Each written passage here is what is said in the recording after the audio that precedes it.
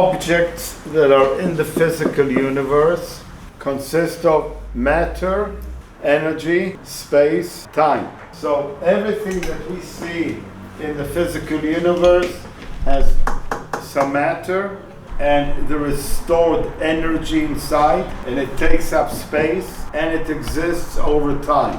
And everything that we do in the physical universe goes through a cycle of action. So cycle of action is start, change, stop. So it starts somewhere, it changes, it declines, and then it stops to exist. Start, change, stop, okay? Everything that I said about the physical universe does not exist for the spirit. Whereas everything in the physical universe is based on motion, the spirit, we say it is a true static. The spirit does not move, it is not matter, it does not have time, and it doesn't need space. Εγώ πιστεύω ότι έχει σχέση με το ανώτερο φως και είναι αθάνατο. I believe that it is related to the higher light and that it is immortal. Exactly. Okay, so when you say immortal, this is important because we spoke here about the mind. The mind, and we see here the traumas. Okay, so this is our mind. And we draw it like a line because we have no other way of drawing it. And we see here that the mind has the pictures that we recorded when we are aware and the traumas that we record when we are not aware. You said something about the spirit being immortal. So this, we call this time track. All the pictures together in our mind are like on a strip, like cinema reel. So we are here now. Είμαστε λοιπόν εμείς εδώ και τώρα. PT, present time. Στον παρόντα χρόνο, στο εδώ και τώρα. And now we have a recording of now, but this goes back many years back. And here is, when were you born, Yanis? Του 51. 51. 51, 1 year older than me. Είσαι ένα χρόνο μεγαλύτερος μου. So here is 1951 for Yanis. And in 1951, something very dramatic happened in Yanis's life. You picked up this body. But this soma in 1951 was like this. And little baby. Now it's a big body. So birth, which for Yanis happened in 1951, birth is an incident of the spirit going into the body. Before 1951, what happened? His conception.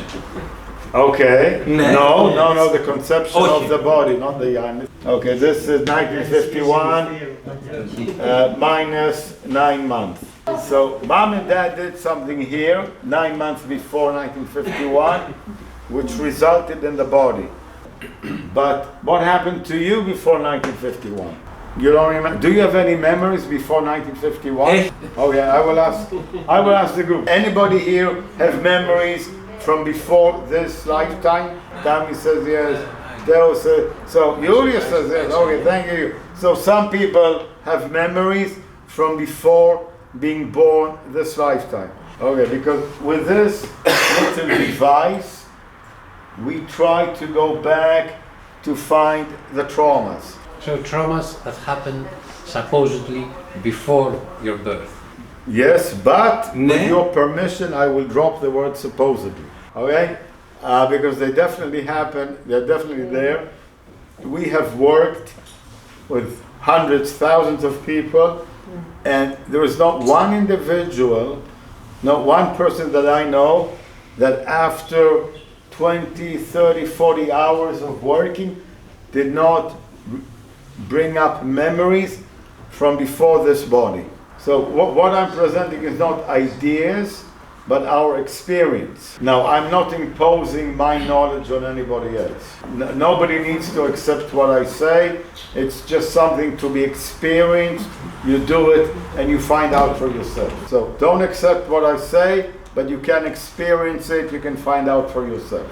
Before you picked up this body, I asked you what happened.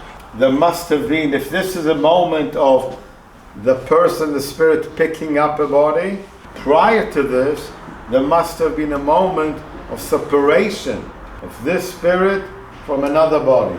So I don't know when it happened.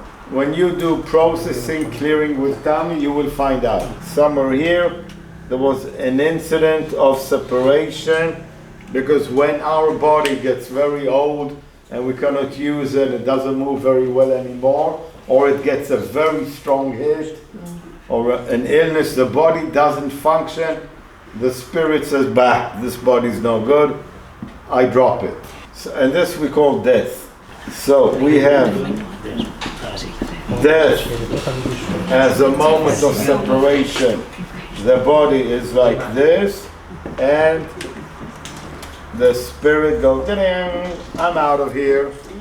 And here a baby is born. Okay, I'm not going to draw this now. And the spirit says, I have a body, I take it. Now, why do we forget this? Because if we were talking reactive mind and trauma, death is a very heavy trauma. Usually death, or just before death, there is pain, the body is old and it hurts, or we have a bad illness that is causing us a lot of pain. And the biggest trauma of death is losing all our friends. What I presented here, Tammy and I, what we present is things that we have certainty about, because we've been doing them since, many years studying and doing this, and we see this repeatedly. So when I told my friend Dionysos, I told him drop the word supposedly, because this is real. We have been working with hundreds of people, and every person we work with, after, it varies, one person 5 hours, another person 20, 30 hours of working with this device, he starts seeing pictures before this body. And Tommy described typically the reaction the first time a person looks at these things. No, this cannot be. It must be from a dream. It must be from some film that I saw. This cannot be. Because in our society there is a denial of the spirit, the denial of immortality, and of course denial of past life. So when we go through this barrier of recalling or memory of before this lifetime, there is a surprise or a shock or disbelief, but this will take a few hours, and whoa, you're through it, and you go and you see more and more things, incidents that happened to you from a long time ago. So most of us have had a pretty pleasant lifetime, this lifetime. So for most individuals, the heavy charge, the heavy trauma is not from this lifetime. A lot of charge comes up, a lot of pain from experiences from before. Typically, like I say, 10, 20, 30 hours of auditing, working with the e-meter, a person starts seeing things from before this lifetime, and then maybe 100, 150, some cases maybe 200 hours of auditing, and the person erases the heavy traumas from the past. And when all this is handled, he has attained the state of clear.